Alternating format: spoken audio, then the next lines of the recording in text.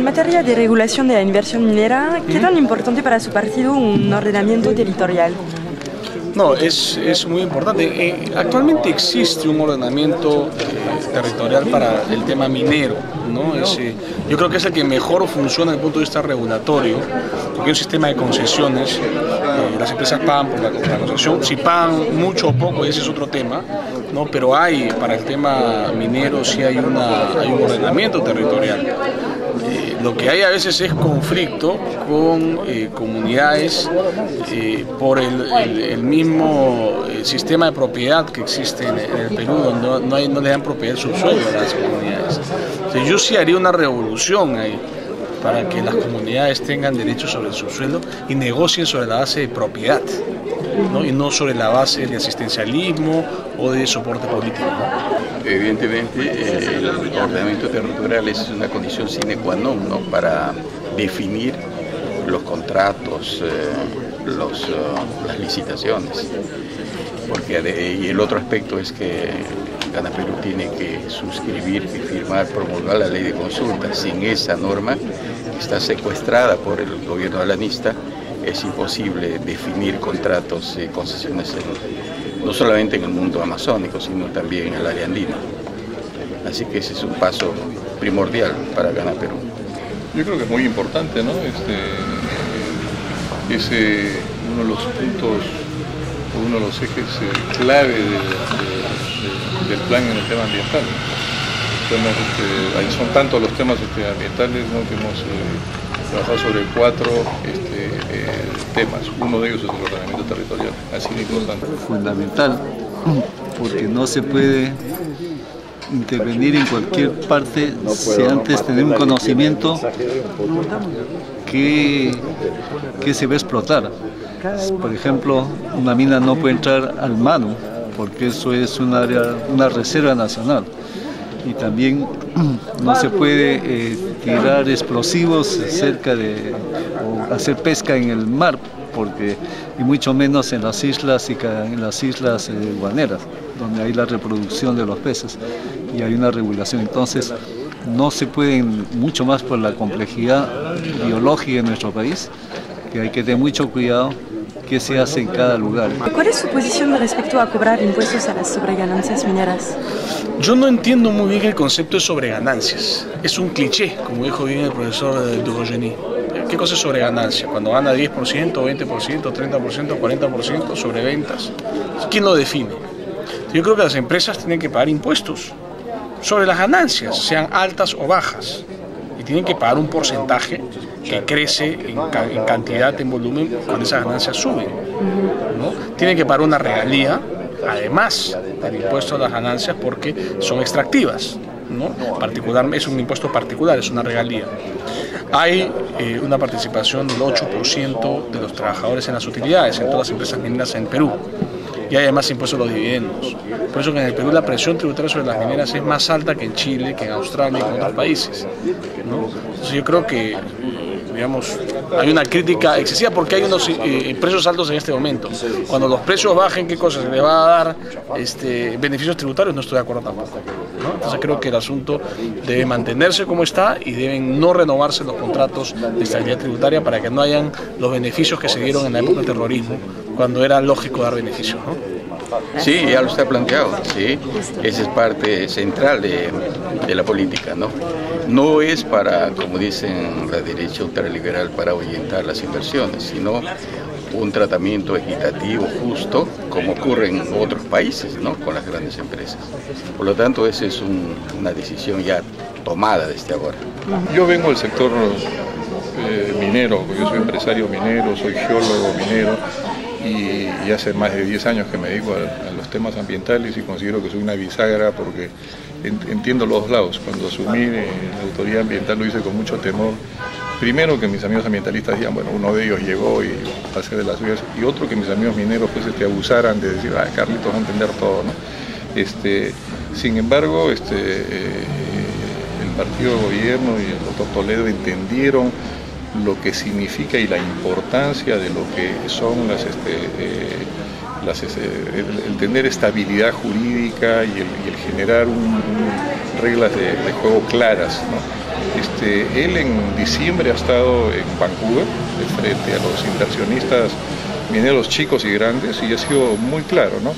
Él va a respetar la estabilidad y las reglas de juego, y si va a haber algún cambio no va a haber ninguna sorpresa, van a ser cambios dialogados y donde vamos a buscar el consenso y ponernos todos de acuerdo, y que va a depender de las necesidades que vayan apareciendo en el país.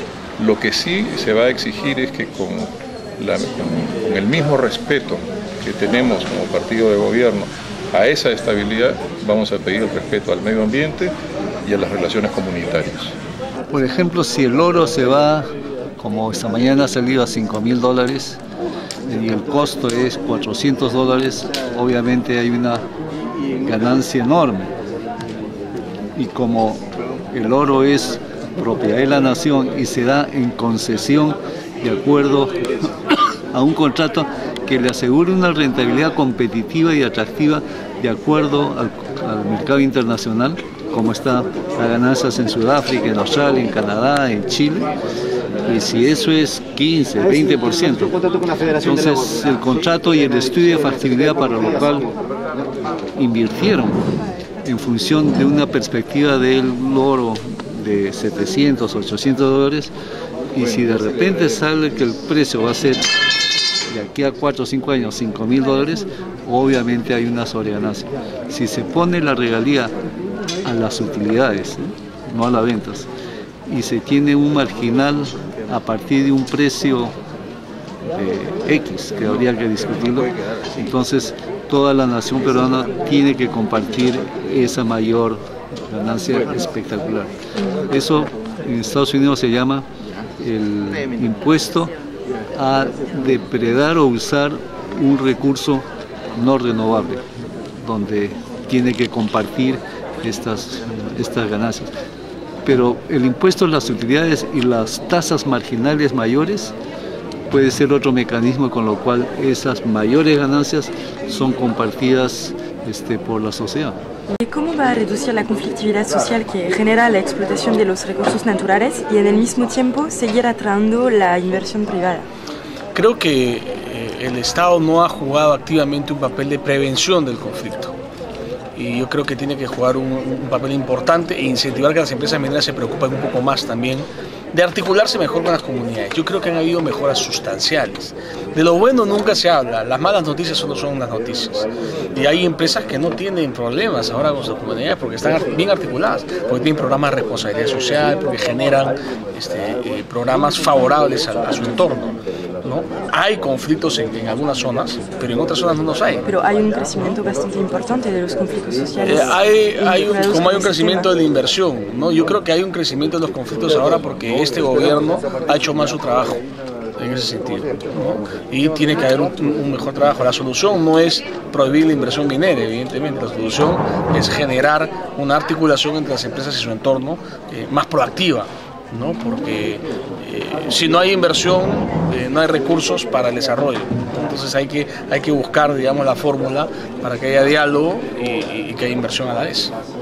La suscripción, la promulgación de la ley de consulta es un paso fundamental para ponerse de acuerdo con las poblaciones andino-amazónicas, porque todos los conflictos surgen de este desacuerdo en que las poblaciones andinas y amazónicas no son tomadas en cuenta. Están entrando las empresas a sus casas sin pedir permiso. Entonces, de hecho, la promulgación de la ley de consulta será un paso decisivo para aminorar las tensiones, los conflictos sociales. Y luego, evidentemente, vamos a ponernos de acuerdo. Nosotros creemos que los recursos del suelo y del subsuelo tienen que ser recursos que beneficien a las poblaciones indígenas andino-amazónicas. Los mecanismos están estudiando si se pondrán a la práctica en el momento oportuno, ¿no? Bueno, yo creo que haciéndolo de una forma participativa, amplia, donde estén todos los stakeholders y donde haya una serie de compromisos y a todos los niveles, porque depende de qué grande es el problema, y estamos hablando de un megaproyecto, estamos hablando de un proyecto chico, ¿no? Aquí de lo que se trata es de conjugar intereses, ¿no? Hace poco nos visitó un representante del gobierno canadiense con una experiencia que ha tenido en los últimos 6 años, donde, guardando las diferencias, es un poder judicial que funciona. Aquí tendríamos que entrar a combatir, que es uno de los puntos importantes del plan, el tema de la corrupción y el tener un poder judicial pues, que se gane la confianza de la población, ¿no? Pero el poder judicial en Canadá llamó a las primeras naciones, a las comunidades indígenas canadienses y a los empresarios a decirles que si bien es cierto la ley los amparaba a ambos, si al final se sujetaban a lo que contiene la ley y lo poco flexible que puede ser la ley, no iban a llegar a ningún fin, y que mejor y más que reglamentar y ser muy estrictos con la ley, sugerían la utilización de guías, ¿no? De guidelines. Esto sucedió hace 6 años y la experiencia ha sido muy buena. Yo creo que en mucho nos parecemos, y sobre todo en las industrias extractivas. Hoy día quienes vienen a trabajar acá generalmente son capitales que vienen por la Bolsa de Aventura canadiense. Hay varias minas internacionales que tienen su origen allá y que ya vienen preparados para este tipo de cosas. Y lo que corresponde hoy día es justamente tener esas aperturas de inclusión y de sentarnos a conversar con las comunidades, de entenderlos. Hay una cosmovisión, yo aquí la llamaría andina, pues una cosmovisión pues cultural, de culturas de primeras naciones que por años las han tenido y que chocan con estos problemas de globalización, ¿no? Entonces, eso no ha habido. Tenemos el caso del perro hortelano, pues, que de una forma brutal y lo acabamos de ver también en una entrevista al presidente este fin de semana, donde dice que esta gente pues, tiene una vida y un consumo pues, silvestre, ¿no? ¿A qué se ha referido con eso? O sea, yo creo que tiene que haber respetos y en ese sentido nosotros vamos a ser muy cuidadosos de este tema. Sabemos de que hay leyes escritas como el convenio 169 y sabemos que hoy día la consulta previa es una de las piezas clave para que el resto de legislación funcione.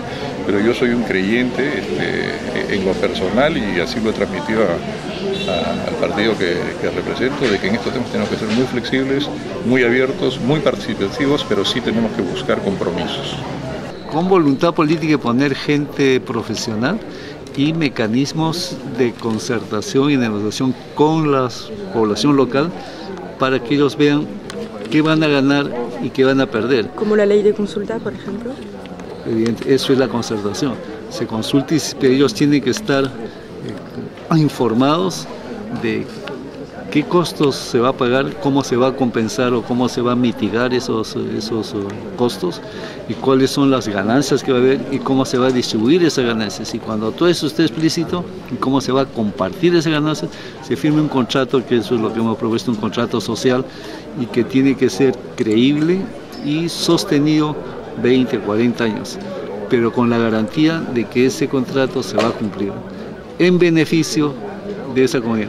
Y que además de la explotación minera hay un plan de uso de esos recursos por el gobierno local, el gobierno regional, que la población vea cómo esa plata se va a traducir en mejor educación, mejor salud, mejor infraestructura social para ellos y para sus hijos y sus nietos, con la garantía que eso va a ser así.